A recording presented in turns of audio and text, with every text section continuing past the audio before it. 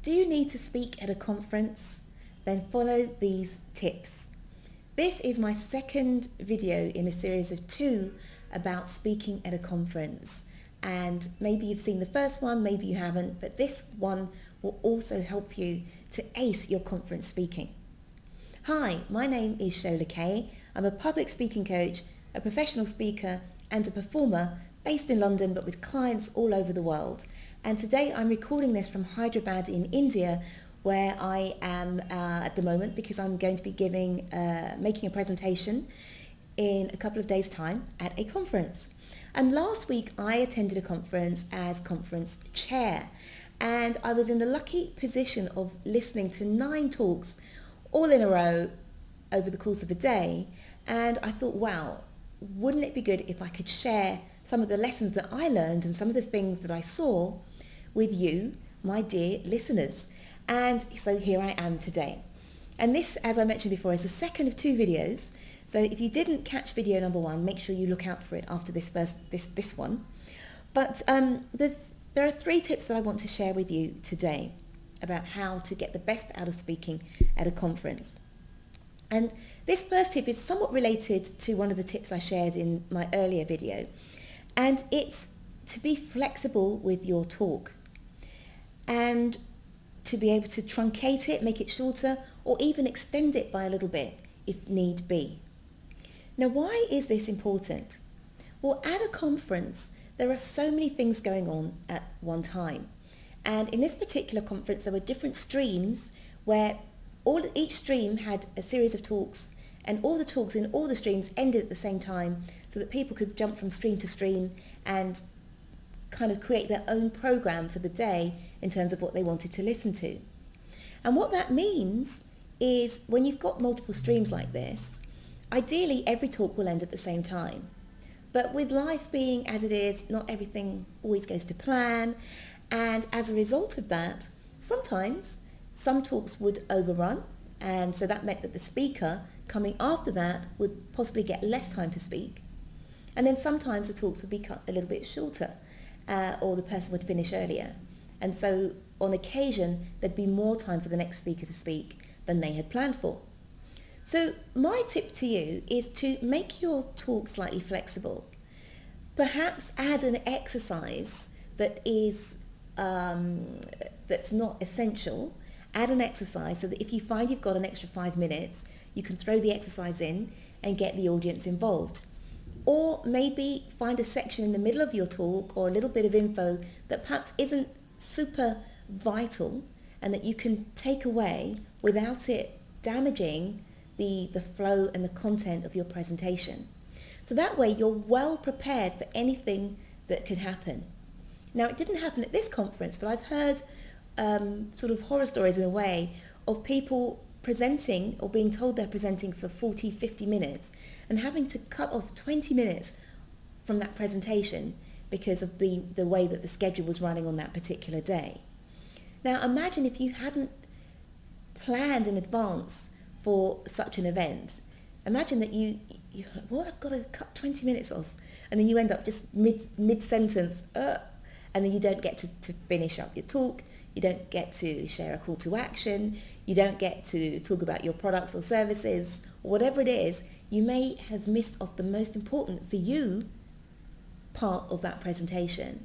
So it's super, super important to be flexible and to even see your talk as being something that's kind of modular, that's built up with different blocks, so that if you have to take a block away or add a block on, you're ready. You're ready for any circumstance that could take place.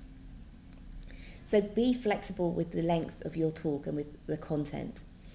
And then my second tip is to have a clear structure. Now, the best presenters were the ones where you could really see that they'd planned exactly what they were going to say to the audience. They told the audience beforehand what was going to happen. Everything went according to plan in terms of the structure, and all the information was clearly grouped together, and it was just clear that the whole thing had been arranged properly. Now, where sometimes that didn't work is where sometimes people went off-piste a little bit. And instead of sticking to their structure, they decided that they were just going to speak freely about certain topics. And that can work, But at the same time, you've got to have that structure in your mind as to, okay, I'm going to group this information together, and now I'll tell the audience, okay, I've finished on that particular point. Now I'm on to my next point, which is around, I don't know, let's see, women in the law, or the police and the law, or whatever it is. This conference was around law, but I don't know anything about it, so I'm just clutching at straws here. But anyway, you give the audience the sort of highlight of the sort of subtitle of the next section, or the title of the next section, and then you go into that. So even though you're speaking quite freely, the audience knows that there's a bit of a roadmap. You're saying, okay, I'm talking about this now, you talk about that. Now let's move on, let's transition to the next section of my presentation. Now I'm going to be talking about X, Y, Z, you share about X, Y, Z, and then you might say, okay, now the final part of my presentation, I'm going to talk about PQR, and you talk about PQR. So the audience knows where you're going, and you're breaking up your words, your talk, with these little pointers, so the audience gets this roadmap and they know that you're leading them somewhere. Where people can sometimes, not necessarily slip up, but sometimes they can make it harder for the audience to follow, is where they just decide to speak freely about something, but they kind of abandon the structure and the audience doesn't quite know where things are going. Now my third point is this one, and it is around using a lectern. And pretty much most conferences will have a lectern there, and it's a great place to put your notes down. And I'm not saying to not use notes at all, because notes can be great for even putting the audience's mind at rest, because they show the audience that you know what you're speaking about and you're following a plan. But if you put your notes behind the lectern and you're behind the lectern yourself the whole time, so if you put your notes on the lectern and you're behind the lectern, that can create a barrier between you and the audience. So ideally you want to be able to step out and away from the lectern. Even if you come back to it periodically to refer to the notes, you want to step away from that so the audience has full access to the whole of your body and they can feel more connected to you that way. So don't hide behind the lectern.